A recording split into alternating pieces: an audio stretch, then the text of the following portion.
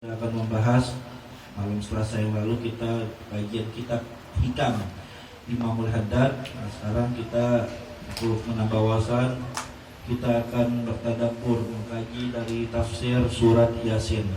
Ya, tafsir surat Yasin. Bismillahirrahmanirrahim. Ini ya Yasin wal Qur'anil Hakim innaka laminal mursalin. Jadi di sini dikatakan bahwasanya dijelaskan dulu di sini. Hadis suratul Makkiyah, ini surat diturunkan di kota Mekah, artinya sebelum Nabi hijrah ke Madinah. Wa sababu nuzuliha annal kuffara qalu inna Muhammadan laisa nabi wala mursal bal huwa yatim Abi Thalib wa ma dhahaba ila al-matub wa ma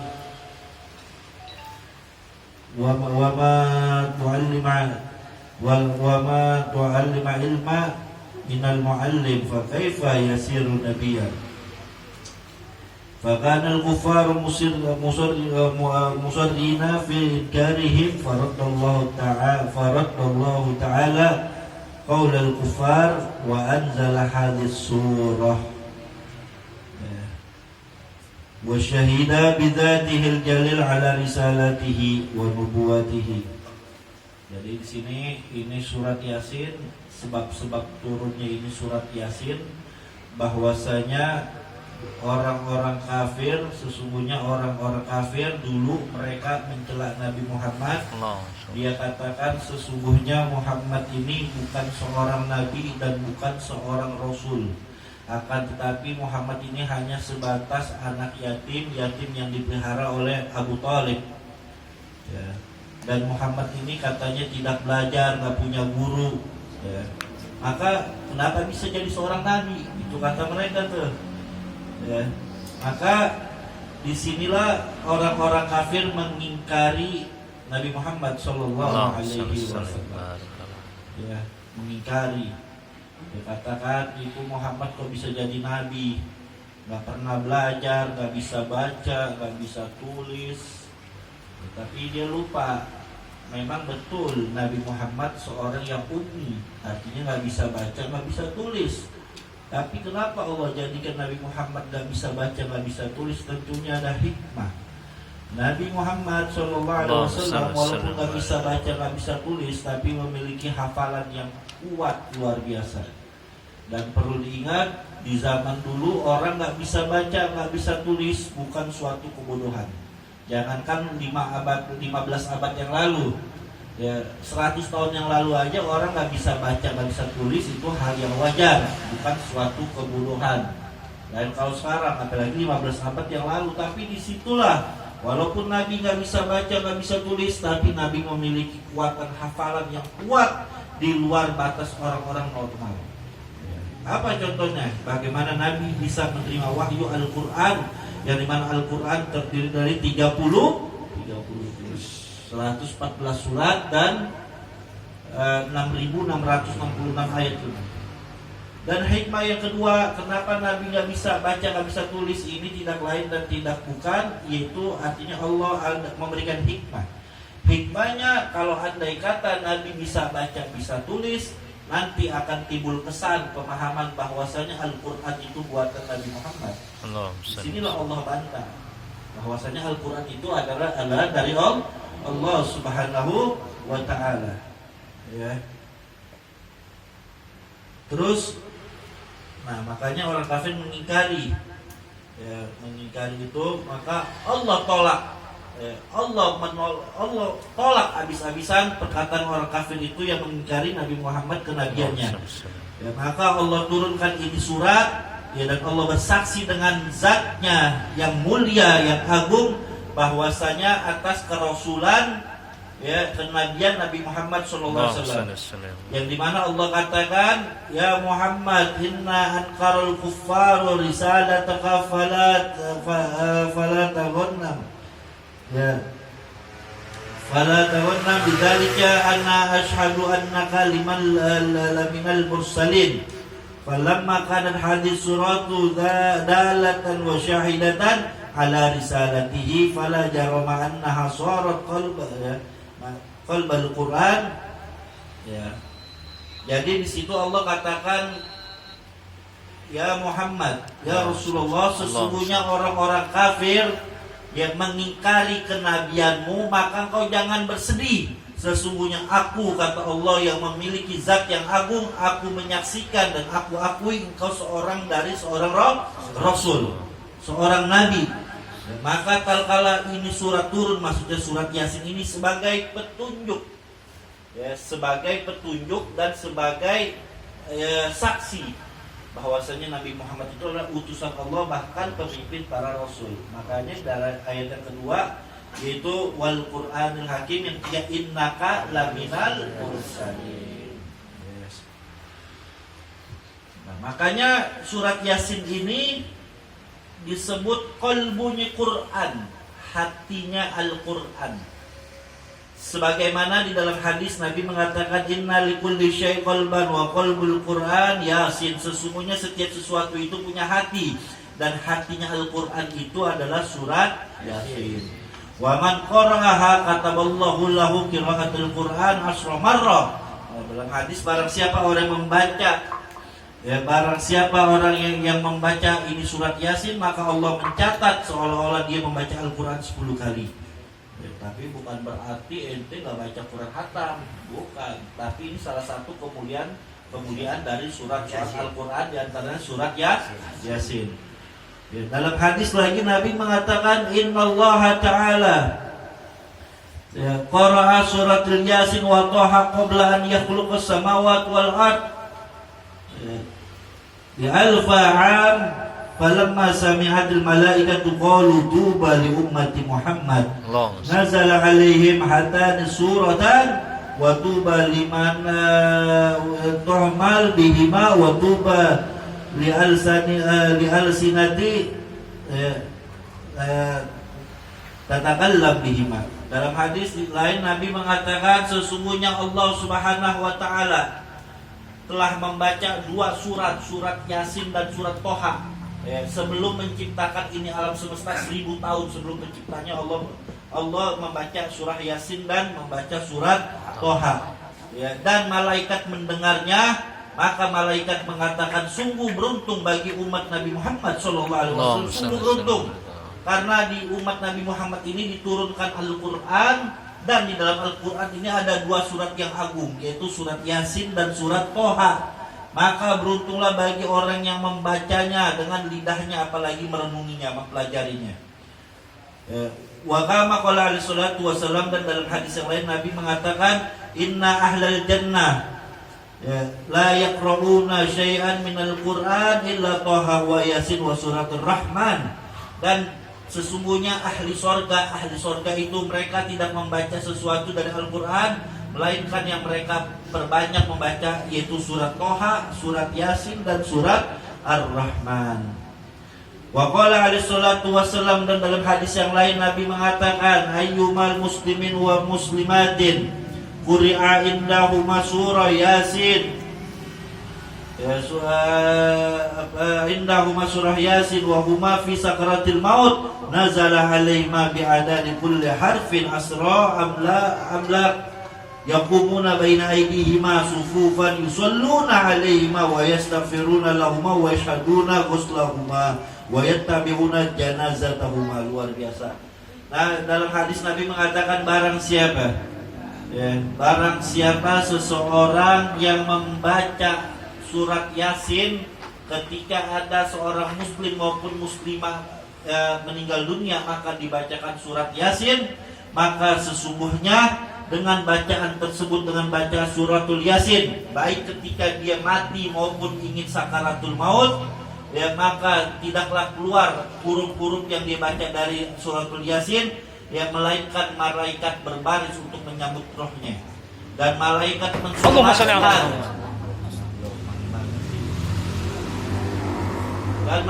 mensolatkan jenazahnya, dan malaikat mensolatkan jenazahnya, dan malaikat memintakan ampun ya kepada jenazah tersebut, dan bahkan malaikat mengikuti mengiring proses itu pemakaman jenazahnya. Makanya Nabi mengingatkan lagi, aktiru qira'ata hadis surati fa inna fiha khosais katsira.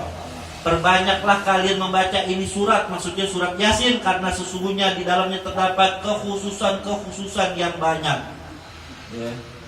Dan dalam hadis yang lain Nabi mengatakan, innal ja'i'ah idza qara'aha bihuduril qalbi asba'allahu min fadlih. Barang siapa orang ketika lagi kelaparan, orang lagi kelaparan nih, barang siapa orang yang sedang kelaparan, lalu dia membaca surat Yasin dengan penuh khusyuk, maka insya Allah Allah akan kenyangkan perutnya itu dengan karunia-Nya. Wa in qara'a khaif adhaballahu ta'ala huznahu wa khaufahu. Dan barang siapa orang yang membaca surat Yasin ketika dia dalam keadaan ketakutan, maka Allah hilangkan rasa sedih dan ketakutannya.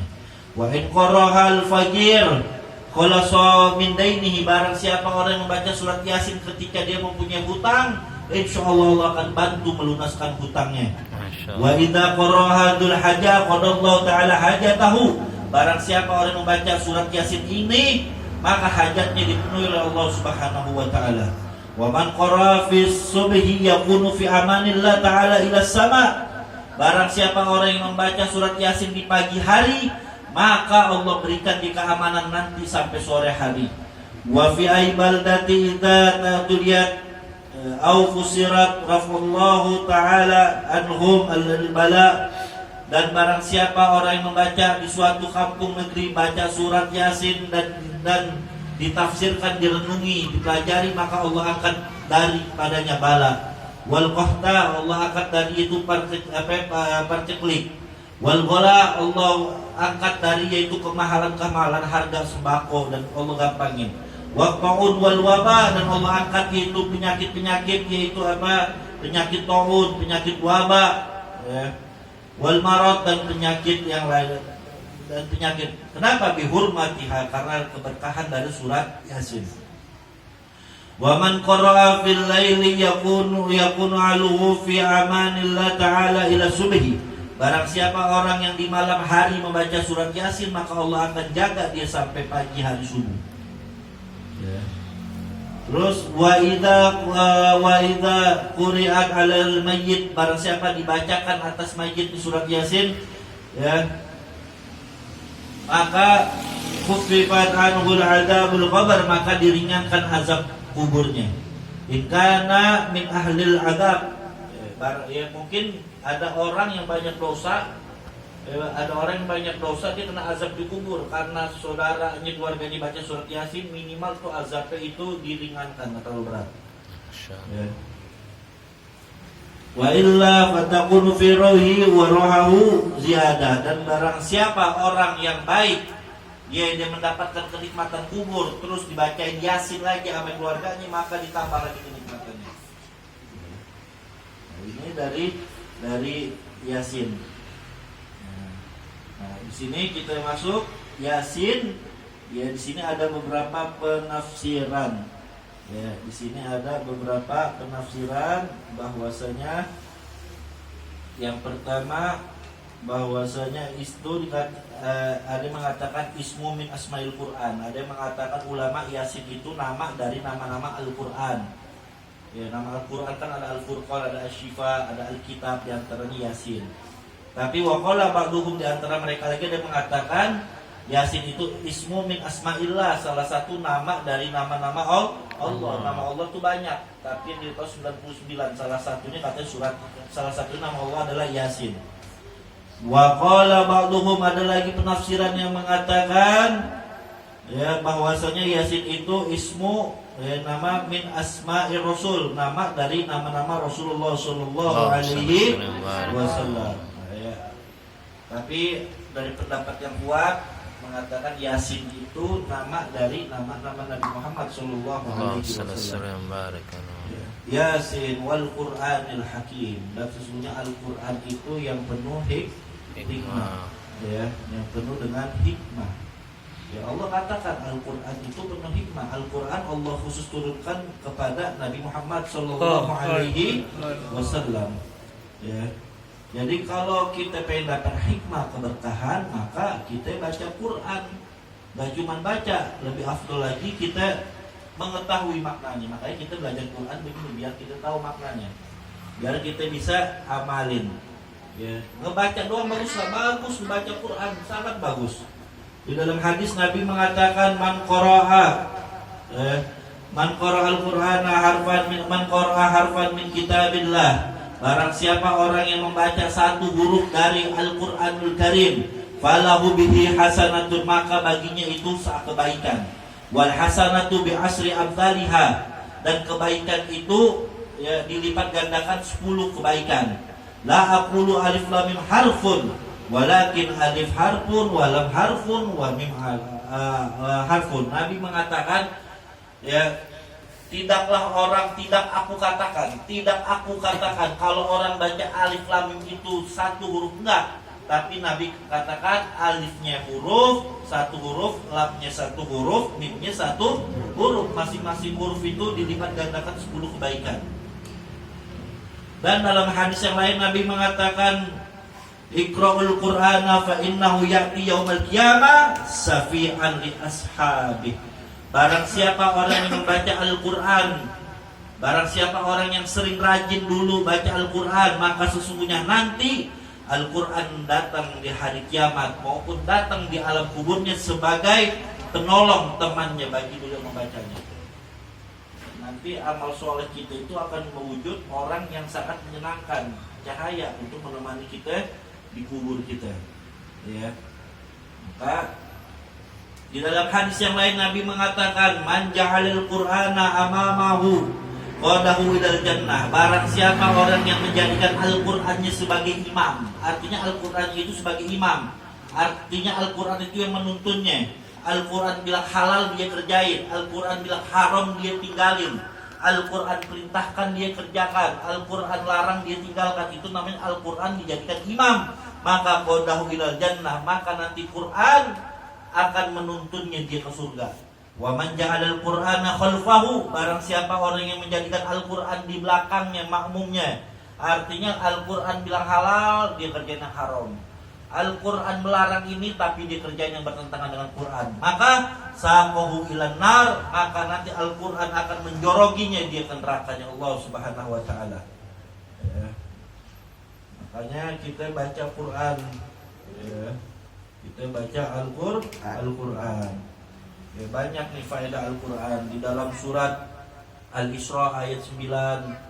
Ya inna hadzal Qur'ana yahdil lillati hiya aqwamun wa yubasyshirul mu'minina alladzina ya'maluna shalihat anna lahum ajrun kabira. Sesungguhnya orang yang menjadikan Al-Qur'an ini sebagai petunjuknya, maka kaum tersebut akan mendapatkan berita gembira. Orang-orang mukmin mendapatkan gembira, sesungguhnya ya mereka akan mendapat, orang-orang mukmin mendapatkan gembira, yaitu orang-orang yang beramal soleh, yaitu anna lahum ajrun kabira, bagi mereka adalah pahala yang sangat besar. Ya, bagi mereka adalah pahala yang sangat besar. Ya. Nah. Terus di sini dikatakan fama, di dalam surat Toha ayat 123 dikatakan ya, di sini dalam surat Toha ayat 123 dikatakan Bismillahirrahmanirrahim faman ittaba'a huda ya faman ittaba'a huda fala yadillu wala yashqa. Barang siapa dan di antara barang siapa orang mengikuti ini petunjuk, maka tak pernah sesat dan juga tak pernah celaka. Apa ikutin Al-Qur'an. Ya wal Qur'anul Yasin wal Qur'an bil hakim. Al-Qur'an penuh dengan hikmah, dan tentunya kalau kita bicara Al-Qur'an penuh dengan mukjizat. Ya, gak ada satupun orang yang bisa merubah Al-Qur'an walaupun satu huruf, karena Allah sendiri yang menjamin dalam Al-Qur'an inna nahnu nazzalna dzikra wa inna lahu lahafizun. Sesungguhnya kamilah yang menurunkan Al-Qur'an dan kamilah yang akan menjaga Al-Qur'an. Kalau kitab suci yang lain mungkin Injil, Taurat sekarang udah banyak dirubah-rubah. Tapi khusus Al-Quran Allah sendiri yang menjamin. Makanya berapa banyak musuh-musuh Islam yang buat Al-Quran palsu. Ya, dipalsuin nggak banyak, cuman beberapa ayat atau satu ayat, bahkan setengah ayat itu ketahuan. Siapa yang bisa tahu? Mereka dari para penghafal Al-Quran. Ketahuan, makanya sampai hari kiamat Al-Quran nggak pernah berubah. Ya. Dan nggak ada yang bisa mendandingi Al-Quran, nggak ada. Dulu di zaman Nabi Muhammad orang-orang Arab itu jago syair, jago bahasa, tapi nggak ada yang mampu untuk menandingi Al-Quran bahasanya. Makanya dalam surat Al-Baqarah ayat 23 Allah tantang, in kuntum fi raibin mimma nazzalna ala abdina, dan jika kamu tetap dalam keraguan, kamu tetap ragu dalam isi tentang Al-Quran yang kami wahyukan, maka Allah katakan fa'tu bi suratin mithlihi, maka Allah katakan buatlah satu surat saja yang semisal Al-Quran itu. Ya. Allah tantang ente buat. Ya. Lalu Allah katakan wad'u syuhada'akum min dunillah in kuntum shadiqin, dan ajaklah penolong-penolong selain Allah jika kamu orang-orang yang benar. Artinya ente ajak siapapun, ente gotong royong nggak bakal bisa bikin kayak Al-Quranul Karim. Nah ini adalah mukjizat buat kita semua. Ya, mukjizat buat kita. Luar biasa kalau kita lihat Al-Quranul Karim. Bagaimana diantaranya mukjizat Al-Quran? Ya, diantaranya bagaimana Al-Quranul Karim bercerita tentang bercerita tentang bagaimana menciptakan manusia. Manusia Allah ciptakan dari tanah melalui yaitu melalui ketika asalnya dari tanah dan melalui saripati tanah dan sperma, air mani, dari proses pernikahan antara laki dan perempuan. Itu Allah jelaskan dalam Al-Quran dan itu diakui dalam ilmu modern. Di dalam surat Al-Mu'minun, di dalam surat Al-Mu'minun ayat 12 sampai 14 Allah katakan walaqad khalaqnal insana min sulalatin min tin, dan sesungguhnya kami telah menciptakan manusia dari suatu saripati yang berasal dari tanah. Tsumma ja'alnahu nutfah, kemudian dari tanah itu kami jadikan saripati itu air mani yang disimpan, ya, fi qararin makin, yang disimpan di dalam tempat yang kokoh, maksudnya rahim. Tuh subhanallah, rahim perempuan tuh kokoh, dia bisa nyimpen anak. Itu udah ada Allah informasikan dalam Al-Quran. Kemudian apa? Tsumma khalaqnal nutfah, kemudian air mani itu kami jadikan segumpal darah. Tsumma khalaqnal nutfah alaqah, kemudian yaitu saripati air mani itu kami jadikan segumpal darah. Fa khalaqnal alaqah mudghah, lalu segumpal darah itu kami jadikan segumpal daging. Fa khalaqnal mudghah izaman, dan dari segumpal daging itu kata Allah Subhanahu wa taala, yaitu kami bungkus yaitu dengan tulang berulang. Ini luar biasa nih mukjizat ilmiah ya ikhwan. Mukjizat ilmiah luar biasa. Kami jadikan dari segumpal daging, dan segumpal daging itu kami jadikan tulang berulang, lalu tulang berulang itu kami bungkus dengan daging, kemudian kami jadikan dia makhluk yang berbentuk. Makanya kalau lihat USG kan begitu, bisa berbentuk dari air mani, cuma air mani, terus dari segumpal darah, segumpal daging, tulang berulang. Subhanallah, itu luar biasa. Itu sudah Allah katakan dalam Al-Quran surat Al-Mu'minun ayat 12 sampai 14. Itu salah satu mukjizat dari Al-Quranul Karim. Kalau kita lihat lagi mukjizat Al-Quran, bagaimana Al-Quranul Karim menceritakan tentang peristiwa-peristiwa yang masa lalu, yang jauh sebelum Al-Quran ini diturunkan, tapi Al-Quran sudah menceritakan tentang apa? Tentang bagaimana Al-Quranul Karim menceritakan tentang bagaimana Raja Fir'aun yang sangat zalim mengaku sebagai Tuhan, Allah awetkan badannya, Allah selamatkan badannya. Artinya Allah selamatkan bukan di orang mulia, tapi Allah selamatkan itu badannya nggak rusak untuk menjadi contoh bagi manusia-manusia yang durhaka. Allah jadikan contoh. Makanya kita lihat di dalam surat Yunus ayat 93, di dalam surat Yunus ayat 93, fal yauma nunajjika bi badanika litakuna liman khalfa ayah. Kata Allah, maka pada hari ini kami selamatkan badanmu Fir'aun supaya kamu dapat menjadi pelajaran bagi orang-orang yang datang. Ini saya mau cerita sedikit. Ini dulu ketika Al-Quran turun, bahkan sampai abad ke-15-16, ini orang-orang kafir pada mengejek Al-Quran itu Al-Quran bohong. Katanya Fir'aun itu badannya itu gak rusak. Katanya Fir'aun yang di zaman Musa, jadi Fir'aun itu satu sebutan bagi orang raja Mesir. Orang Mesir sebut raja Fir'aun. Tapi ini yang diselamatkan ini yang aku Tuhan, yang zolim, yang Allah awetkan badannya Fir'aun zaman Nabi Musa. Itu Al-Quran bohong. Kata mereka, mana tuh bukti Fir'aun badannya? Mana? Kagak ada. Karena kenapa? Karena badan Fir'aun ini ditemukan itu baru sekitar tahun 1980. Baru 1980. Dan subhanallah yang menemukan orang kafir. Atau dalam sejarah itu ditemukan sekitar tahun 1930-an sama orang kafir Perancis. Karena Perancis itu menjajah Mesir. Tapi mereka menyembunyikan itu semua. Untuk apa? Kalau mereka bongkar berarti Al-Quran itu betul. Perhatikan yang menarik. Jadi berabad-abad Al-Quran dicemooh. Ini Al-Quran katanya ngomong, katanya Fir'aun selamat badannya mana. Akhirnya ketika itu mereka angkat itu badan Fir'aun tahun 1930-an, kalau nggak salah saya lupa. Tapi mereka taruh, yaitu mereka sembunyikan. Mereka sembunyikan, mereka taruh di Prancis, tapi mereka nggak bongkar. Kalau bongkar nanti Al-Quran betul. Nah subhanallah, tahun 1980,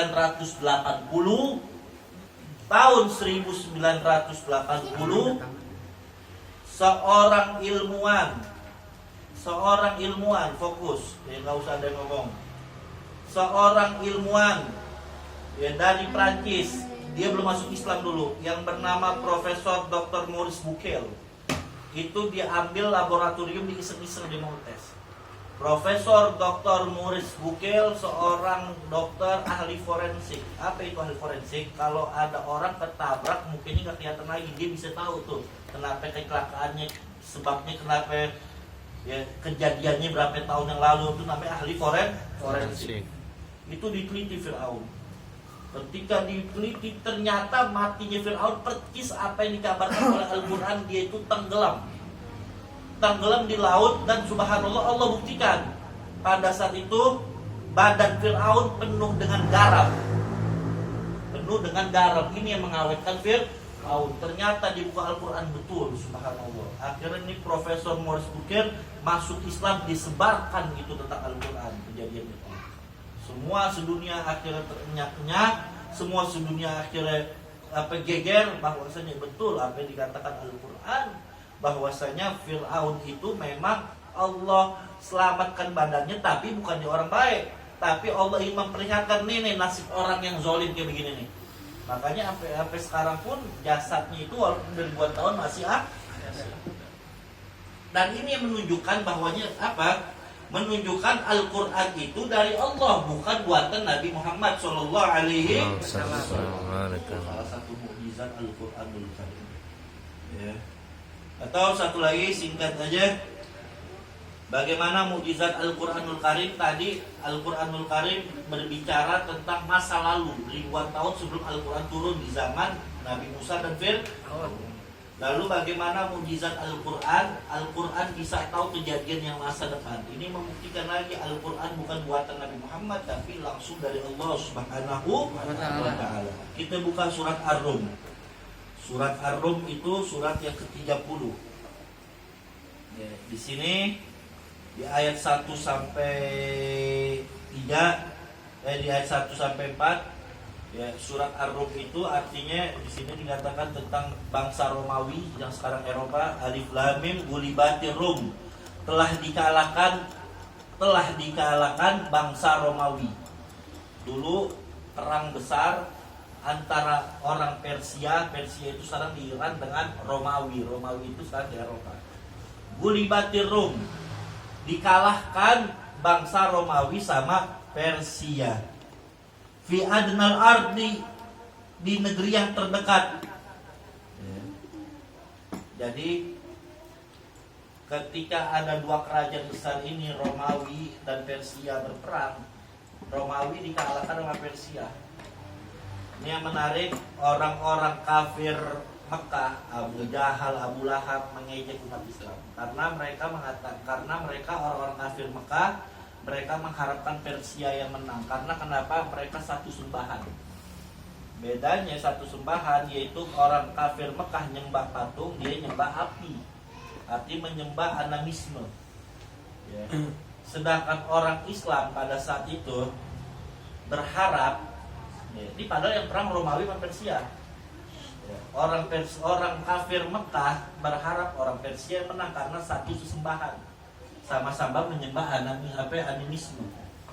Sedangkan orang Islam mengharapkan Romawi yang menang. Kenapa? Karena Romawi, ya, biar bagaimanapun juga di antara mereka masih ada pengikut Nabi Isa yang murni. Karena bangsa Eropa itu pengikut, yaitu pengikut Nabi Isa, walaupun ada yang diselewengkan juga. Tapi di antara mereka ada yang ahlul kitab dulu. Artinya ahlul kitab, mereka yang betul-betul memegang ajaran Injil Nabi Isa, walaupun udah sebagian diselewengkan. Tapi umat Islam pada saat itu mengharapkan Romawi yang menang. Ya, mengharapkan Romawi yang menang. Ya. Kayak contoh deh. Kayak contoh mungkin nih, Anda kasih contoh aja nih, orang Kedoya. Ya, kita orang Kedoya, ada orang Kebun Jeruk sama orang Tenabang berantem. Kita ngarepin yang menang nih orang Kebun Jeruk, karena biar bagaimanapun juga dia dekat sama kita satu kampung, satu kecamatan. Ya, satu kecamatan. Kita ini nggak ribut, tapi yang ribut itu orang Kebun Jeruk sama orang Tenabang. Ya, kita ngarepin orang Kebun Jeruk yang menang. Ya, nah begitu juga. Ini orang Islam ngarepin Romawi yang menang, orang kafir Mekah ngarepin Persia yang menang. Tapi di situ dalam Al-Quran akhirnya yang pertama yang menang memang orang Persia. Tapi yang menarik, ketika itu dikabarkan nama Al-Quran, Gulibatir Rum, dikalahkan bangsa Romawi. Ya, memang pertempuran pertama Romawi ini kalah. Tapi Al-Quran mengatakan, ya, wahum min ba'di golabin sayaglibun, dan mereka sesudah dikalahkan itu akan menang. Al-Quran memberikan informasi. Ya, artinya ini ayat Allah katakan kepada Nabi Muhammad, hai Muhammad, kasih tahu kepada umat Islam, nanti Romawi ini bakal perang lagi nih, yang kedua Romawi yang bakal menang. Kapan itu perang lagi? Fi bid'i sinin, dalam beberapa tahun lagi. Fi bid'i sinin, bid'i. Kalau dalam Al-Quran kata bid'i ba'do'ain, itu bisa 2 tahun, bisa 3 tahun, bisa 5 tahun, paling lama 9 tahun. Kata bid'i itu gak lebih dari 9 tahun. Allah menantang, ya Muhammad, kasih tahu itu orang-orang Mekah kafir, nanti bakal perang lagi. Ya, kira-kira perang lagi ini nggak bakal lebih dari 9 tahun, paling lama 9 tahun akan perang lagi Romawi dan Persia. Tapi kali ini yang menang Romawi. Akhirnya dulu taruhan belum diharamin tuh. Dulu taruhan belum diharamin. Akhirnya taruhan, ternyata betul bahwasanya nggak lebih dari 9 tahun perang lagi yang menang Romawi. Yang menang Romawi.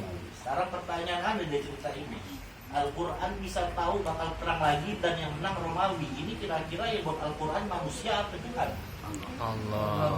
Allah Subhanahu wa ta'ala. Siapa yang bisa tahu tentang masa yang akan mendatang? Allah Subhanahu wa ta'ala.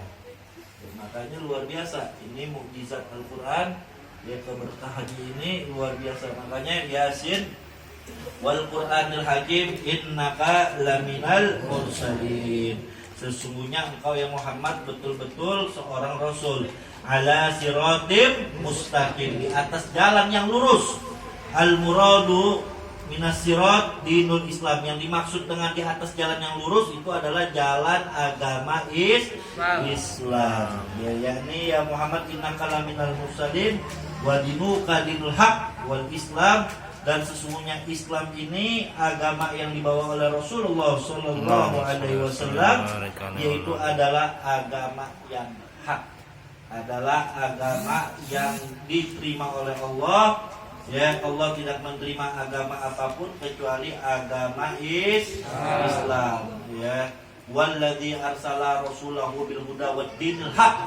Dialah Allah yang telah mengutus seorang rasulnya yang membawa agama yang hak, liyuzhirahu 'ala dini kulli walau kanal musyrikun, yang akan Allah tenangkan ini agama Islam walaupun orang-orang musyrik itu membencinya. Ya, walaupun orang-orang musyrik itu membencinya. Makanya alhamdulillah kita itu termasuk orang-orang dijadikan golongan, dikasih kenikmatan apa? Kenikmatan yaitu nikmat Islam. Nikmat Islam dan juga nikmat apa? Nikmat iman, dan juga tentunya nikmat dijadikan umat Nabi Muhammad Sallallahu Alaihi Wasallam. Jadi Islam itu agama yang hak, ya. Ikutin Islam, ya, nggak ada agama lain kecuali agama Islam. Ya.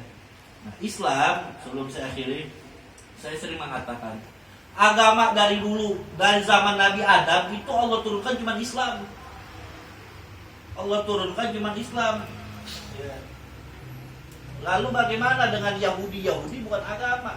Yahudi itu, yaitu mereka itu sekelompok orang yang menyelewengkan agama Nabi Musa, ajaran Nabi Musa, ajaran Taurat.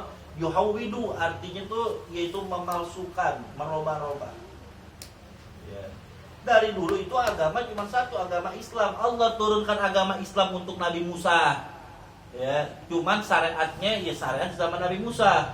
Allah turunkan agama Islam untuk Nabi Isa, cuman hukumnya pakai syariat Nabi Isa. Dan Allah sempurnakan Islam dengan Allah sempurnakan syariat, yaitu syariat Nabi Muhammad Sallallahu Alaihi Wasallam. Kalau ditanya apa dalilnya? Dalilnya kita lihat dalam surat Yunus ayat 84. Jadi kita agama pakai dalil, bukan tebak-tebakan. Wa qala Musa, dan telah berkata Musa alaihissalam, ya qaumi, wahai kaumku, in kuntum amantum billah. Perhatikan, wahai kaumku, jika kalian betul-betul beriman kepada Allah, fa'alaihi tawakkalu, maka bagilah atas kalian itu bertawakallah kepada Allah. In kuntum muslimin, jika kalian orang-orang yang muslim. Garis bawah itu kata-kata muslim.